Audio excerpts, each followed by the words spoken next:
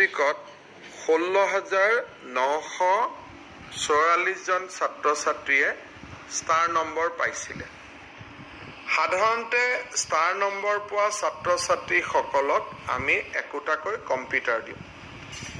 যিহেতু কম্পিউটাৰসমূহৰ বিভিন্ন পাৰ্টছ আদি চাইনা আদি বিভিন্ন জেগাৰ পৰা আহে আৰু এতিয়া কিনাটো বহুতখিনি আমাৰ কাৰণে সুবিধাজনক নহয়, সেইকাৰণে প্ৰতিজন ছাত্ৰ ছাত্ৰীৰ একাউণ্টত আমি 20,000কৈ টকা দিবৰ কাৰণে সিদ্ধান্ত লৈছোঁ।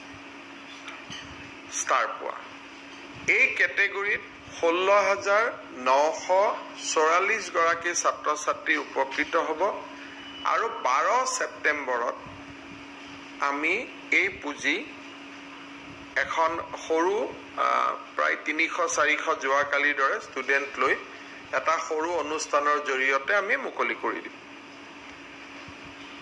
এই আঁচনিটো ৰূপায়ণ কৰোঁতে আমাক প্ৰায় 33 কোটি টকা বা 34 কোটি টকা এনেকুৱা প্ৰয়োজন হ'ব। ইতিমধ্যে বেংকৰ একাউণ্টবিলাক ল'ৰা ছোৱালীৰ পৰা আমি যোগাৰ কৰিলোঁ। 16,648 ষ্টুডেণ্টে বেংক একাউণ্ট দিলে। গতিকে প্ৰথমবাৰৰ বাবে কম্পিউটাৰৰ পৰিৱৰ্তে নগদ ধন ছাত্ৰ ছাত্ৰীসকলে 12 ছেপ্টেম্বৰ তাৰিখে লাভ কৰিব। যদি মুখ্যমন্ত্ৰী মহোদয়ে 12 তাৰিখ কিবা কাৰণত দিনটো দিব নোৱাৰে, 13 হ'ব, সেইখিনি মুখ্যমন্ত্ৰী কাৰ্যালয়ৰ পৰা আমি ডেটটো লৈ দিম। গতিকে এইটো এটা আঁচনি আমাৰ যি আছিলে তাক আমি COVID-19ৰ মাজতো তাক আমি ৰূপায়ণ কৰিছোঁ।